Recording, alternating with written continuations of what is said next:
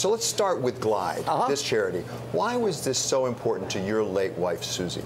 Well, she saw an individual, Cecil Williams, who had a remarkable interest in helping anyone, the people that society had given up on. And she worked with him some. She worked in the kitchens and volunteer.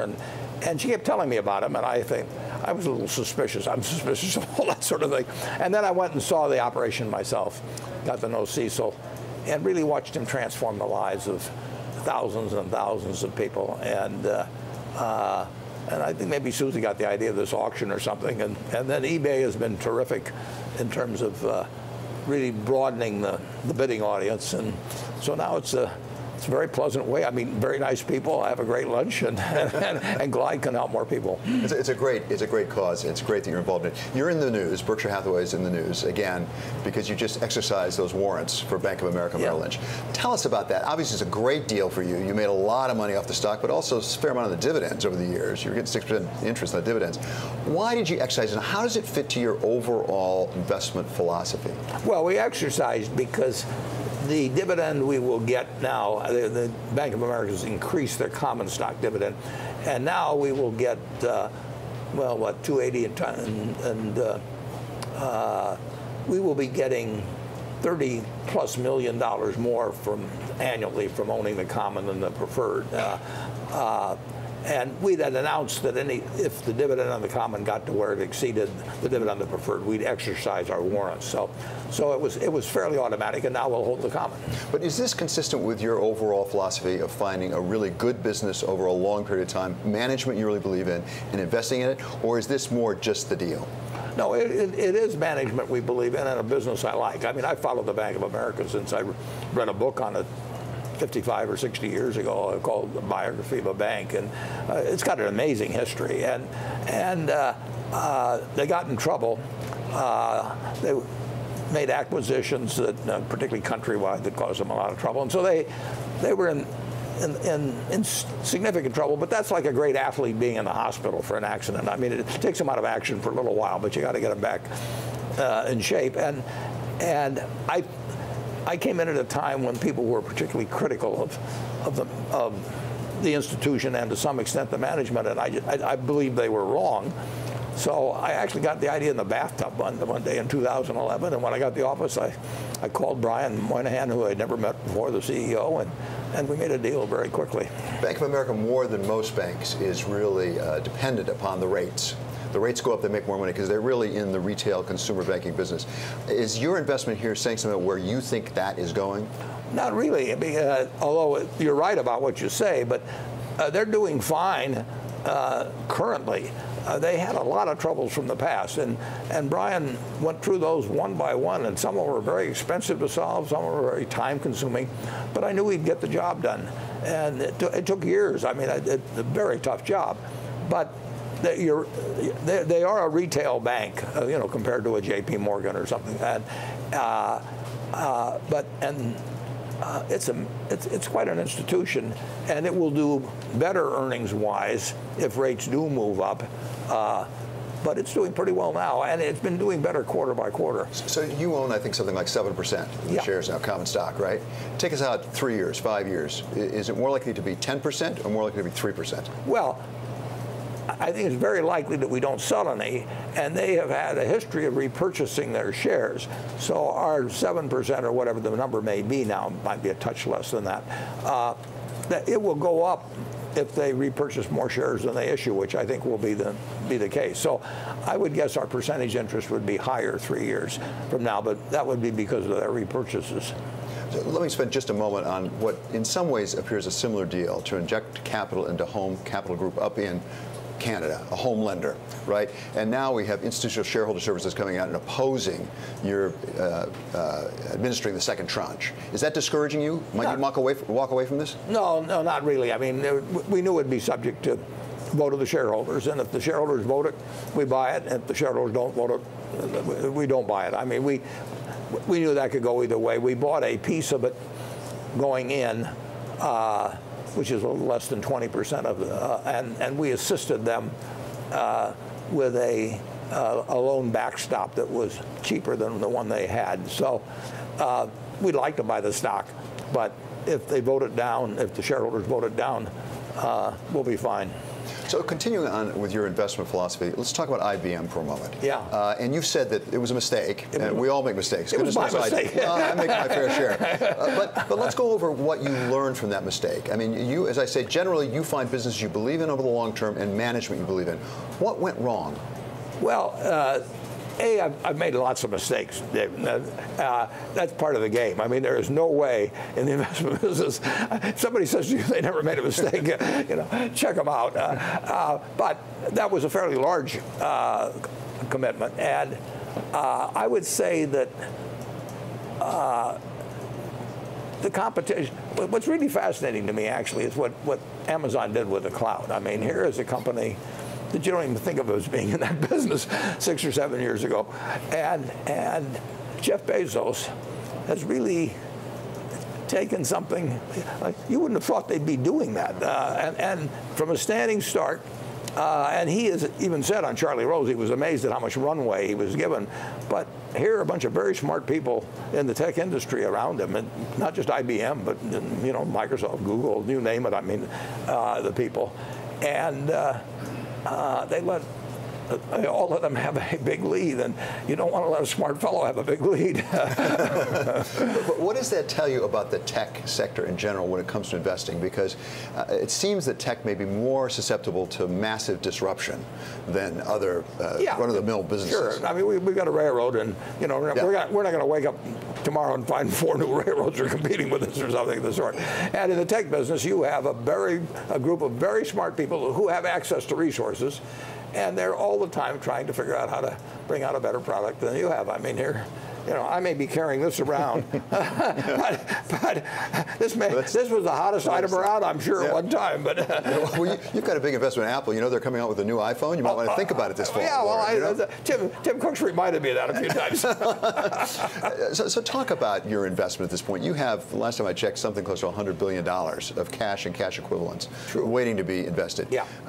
You might not want to invest all of that, but you'd like to invest a fair chunk of it. I'd like to invest all but $20 billion. I always like to keep $20 billion around. What does it tell us that Warren Buffett, Charlie Munger, and Berkshire Hathaway can't find sensible investments to make in this climate of that $80 billion? It tells us the stocks aren't as cheap as they've been most of the time. Yeah, it was shooting fish in a barrel in late 2008 and 2009, and stocks have been steadily going up, pretty steadily going up now for. Well, March of 2009 was the low, early in March. So it's 8+ years, and stocks aren't going to earn much more. They're not going to earn more just because you pay more for them. So they have gotten less attractive as they've gone along. They're still very attractive compared to bonds. I mean, if you look at the 10-year government at 215, that means you're paying 45 times earnings when you buy that bond. And the earnings aren't going to go up. I mean, if you put $100,000 in that 10-year bond, you're paying 45 times earnings for a form of investment where the earnings can't go up. Well, stocks still look attractive compared to that, but they don't look as attractive nearly as much as they used to. And of course, if interest rates go up, then the comparison becomes far less dramatic. Well, and I wonder if there isn't a direct connection between those two things. Oh, there is a connection. And how much of it is because the central banks, not just the Fed, but also the ECB and the BOJ, particularly the Bank of Japan, have really injected trillions of dollars and euros and yen into the system, which has driven asset prices up. It drives them up. There's no question. They probably wanted to drive them up too. But the interest rates are, to stock prices, what gravity is to matter. I mean, if interest rates were nothing, and they were going to be nothing forever, you'd be buying stuff that would yield you 1% or 2%. You might be buying real estate. You might be buying stocks. If interest rates are, on the short rate, 21% like they were in 1982 under Volcker, you could look at a stock at 6 times earnings and you could say, well, that's really isn't that attractive. So interest rates, I mean, that's what drives valuations, and we've had these very, very low interest rates now for sometime a lot longer than I thought we would have them, and probably a lot longer than most people thought we'd have them. And at the same time, we have the Federal Reserve certainly signaling they're going to start coming off. They're going to start letting their balance sheet roll off some. We have even the ECB saying maybe they'll cut back on quantitative easing. What effect might that have on stock prices and other asset valuations? Well, I think they'll be pretty careful about how they do it. The Federal Reserve has about $4.5 trillion in assets now, and so I remember it's $1.7 trillion or $1.8 trillion in mortgages and the balance in U.S. governments, and they can just let it. They can do it by maturities, but if they were to go back to the trillion or $1.5 trillion, that would be $3 trillion of maturing securities that they would not be taking up their piece on, and somebody else would have to do it. So they'll be very careful about how they do it. So has quantitative easing worked? I mean, certainly it saved us. At the same time, it seems like there was sort of a trickle-down theory that if we increased asset prices and income to people making money off of assets, that somehow it would get the economy going, and yet the average hourly wage is not going up as fast. No, but it did wonders for us coming out of 2008. Not without it, you know, if we'd gone back to the economics of 100 years ago, you know, and the Fed had not been there to ease, and we'd have had a far different recovery. No, I think the Fed has overwhelmingly done the right thing. Now, we've never gone through a period like this, and how it will all work out, you know, we will find out. I think they'll be intelligent about it, but they've never played this game yet either. So one issue is the tricky transition, which, as you say, we've never seen before. And this kind of massive monetary easing. Yeah. At the same time, there's a question of whether monetary policy needs to hand off to fiscal policy. And when Donald Trump was elected president, there was a lot of hopes about tax reform, about infrastructure spending. How critical is that to really robust growth in the underlying economy? I think our economy will grow. What really drives the economy is the market system, and it's the people like the Jeff Bezoses of the world, and we haven't had good productivity gains lately, but if productivity per capita goes up, the country's wealthier. I mean, it's that simple. So productivity gains and innovation are the key, and they largely will come from the private sector, and the private sector is plenty incentivized to do that sort of thing now, and they've got the resources. So and typically productivity is tied to capital investment, investment in innovation. Yeah. Although it's, you know, this phone is pulled out.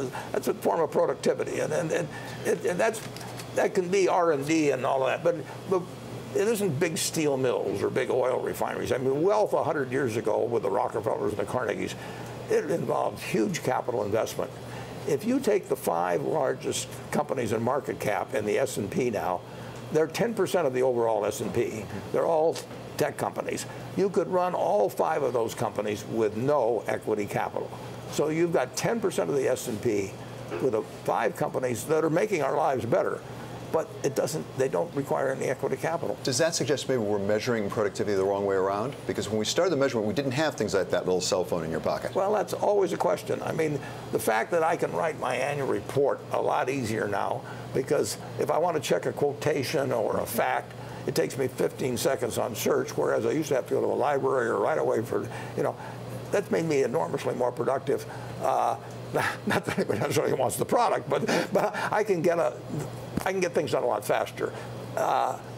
Does that get into the GDP figures? I'm not sure. I mean, you know, I suppose some economists would say they've really got a way of correcting for all that, but I really think that there have been a lot of improvements in lives.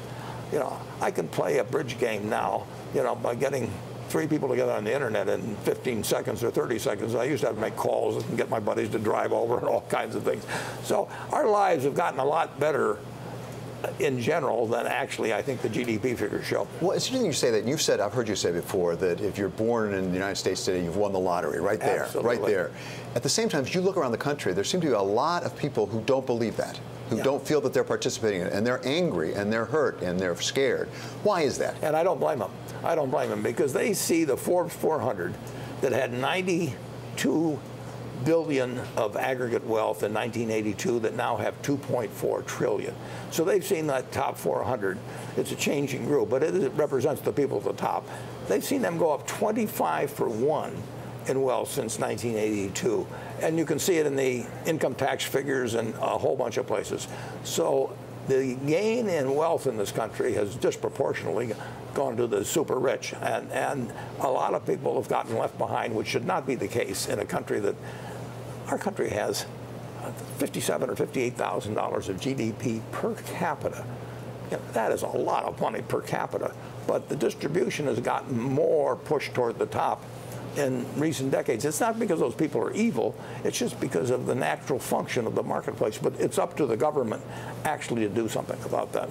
Okay, so finally, it's your birthday. Happy birthday, Warren. Thank you. As you begin your 88th year, this is the question I have for you. You and I both knew Dan Burke very well. Absolutely. I worked for him. He was my boss. You were our major shareholder at Cap Cities ABC. We used to go to those Phoenix management retreats. Yeah. And at one of them that you were there for, Dan Burke came up, I don't know if you remember it, and he said to the entire management of Cap Cities ABC, there's only one thing I'm truly afraid of, and that is failing as a parent for lack of trying, which stuck with me. Yeah. It was very powerful. As you enter your 88th year, what is the one thing Warren Buffett's afraid of? Not necessarily for Warren Buffett, but for his children, his grandchildren, for our society. What's the one thing that you genuinely fear? I would say that if you really talk broadly, it's weapons of mass destruction. I mean, we now have individuals, we have groups, we have countries that would like to, in just a few cases maybe in countries, but like to kill as many Americans or maybe some other countries' inhabitants. And they've now got weapons that they wouldn't have dreamt of 100 years ago. I mean, for a long time, if you didn't like your neighbor and he was in the other cave, you threw a rock at him or something. But now you've got weapons that can kill millions and millions and millions of people, and you've got them in some unstable hands in certain cases. And it goes beyond that to cyber. It goes beyond that. I mean, you know, you had the fellow with the anthrax, and you know, and the mind had been twisted a little different way. He might have figured a way to distribute it far greater. We live in a dangerous world that way. It's the only real problem of humankind. I mean, we will have a more prosperous world. We'll have a more prosperous United States. We'll have healthier people. We'll have better educated people. Everything's going our direction, except that huge cloud out there. And I don't have any great answers for it. That's why it's a huge cloud. But does that put North Korea at the top of your list? It's got to be awfully close at the top of the list. I mean, there could be something going on I don't know anything about beyond that. But if you have a small, relatively poor country that's spending a significant part of its GDP trying to figure out how to get an ICBM that can hit the west coast of the United States, I mean, there is something going on in somebody's mind that I don't like.